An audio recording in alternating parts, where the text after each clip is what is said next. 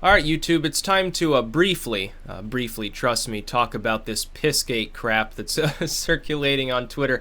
I'll get into it. I'm getting my ass kicked by this fever. Like, the stuffiness is beginning to go away. I'm feeling a little bit better on that, and which means tomorrow I'll probably feel more or less better. Got a cold again. I got sick again. But I'm not even putting my non-comfy clothes on, like a leather or something. I'm too comfy to care. I'm too tired to care at the moment. But this is the most wild, insane shit that I've ever seen a so-called journalistic outlet actually report on. It's coming from Buzzfeed, so not necessarily known for their great journalistic integrity. You know, basically this nexus of Salon, Gawker, Buzzfeed. It's all a bunch of crap. They report on this. Link in the description. I'm put it through the archive. I'm through archive.org's Wayback Machine. I'm not going to justify their crap by giving them actual page views. What they're reporting on is a multi-dozens of page document that claims, apparently what happened is they got this document from someone who claims to be MI6 or something, some British intelligence agency, fronting them documents about Trump in a years-long investigation into his various perversions and proclivities. Now, to say that it's over the top would be the understatement of the decade. It's so over the top and so unbelievable that there is not one shred of truth to it. This is a forged document. It's not coming from an intelligence agency. They are really, really skirting a defamation suit by even talking about it. BuzzFeed is at great hazard here of a major lawsuit from the Trump family. Not even necessarily just them, but it mentions the Obamas. It mentions others. Can you say, can you say slanderous material that BuzzFeed probably should have tried to verify first, maybe through a FOIA or something, instead of trying to jump the gun? But according to this, you see, BuzzFeed and similar groups have cast Trump for some time as, the next Hitler, generally corrupt individual. Won't show you his taxes because he's corrupt. Doesn't want to talk about his family stuff because he's, probably a pervert and blah, blah, blah, blah. Okay, I can... Maybe so. Who cares? There's plenty of dirt on Clinton that's been verified as coming from actual government work, the DNC, Podesta, wherever it happens to come from, so I guess even Stevens there. This, though, claims that on multiple occasions, not just one, he hired a bunch of Russian prostitutes to perform golden showers for him. On one of these occasions, he was enraged because Michelle and Barack had slept on a bed there at the Ritz whatever in Moscow.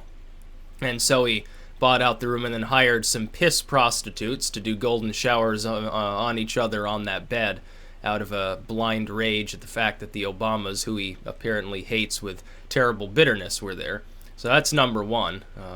Number two, at a different time, according to this document, believe it or not, Donald Trump supposedly got a gift of a significant amount of hentai, Japanese sort of, the tentacle porn cartoons and stuff like that. Then hired an army of prostitutes to watch it with him, so he could get off. And he was in pajamas at the time and, fiddling around. You'd have to believe he is the most perverted individual of the last century of world politics in order to believe that this is true. Now, I'll go a step further, though. Let's say it was. Let's say he did hire a bunch of prostitutes to perform golden showers for him and watch anime porn with him. Is it illegal? No? Well, then it still puts him a step above his competitor in the election, I suppose. But I just thought it was interesting that they would consider this to be newsworthy. This is yellow journalism at its finest. If you needed evidence that there was an active propaganda scheme against Trump before he takes office to denigrate his support as much as possible with as many people as possible, if you needed to see absolute proof that that's what's going on, it's this BuzzFeed article. Again, it's link in the description to the archive of it. Now, I can't talk much anymore. I had to break this. I didn't see any other videos on, the Pissgate stuff on YouTube. I'm surprised. Maybe it's literally just breaking. I didn't really pay attention to it, but certainly from today. So, according to BuzzFeed, Donald Trump has a piss fetish, a prostitutes and pajamas fetish, a hentai, a love for hentai, or hentai, or however. I don't fucking watch it, so I don't even know how it's pronounced, honestly. Last time I watched anime at all was The Slayers back in the 90s. That was pretty good.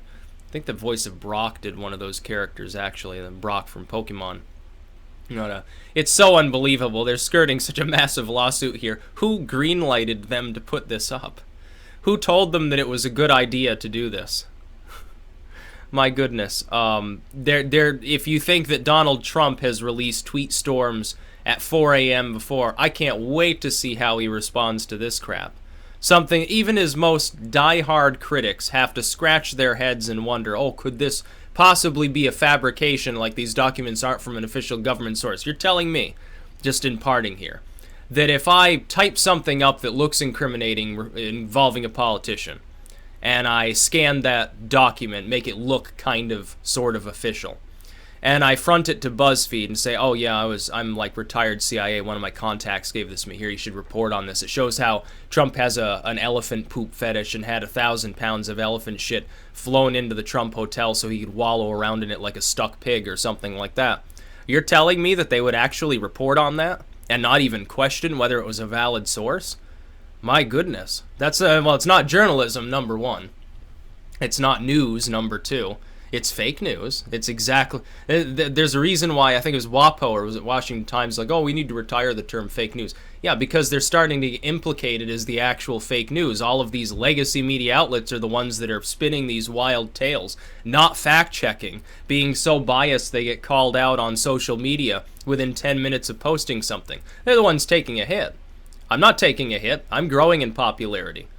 Varg or somebody like that, Sargon. We're all growing in our capabilities to reach out to people. BuzzFeed, are they growing? I don't know. Probably not. Probably shrinking. Every time they post some crap like this, somebody else unsubscribes from their feed, unlikes them on Facebook, and unsubscribes from their YouTube channel because they're like, okay, this is just fucked up. No more of this. It's not even really work safe. It's talking about all this piss fetish stuff. And they think it's actually newsworthy. So it's pretty piss poor, pardon the pun, excuse for journalism. That's about all. Peace out.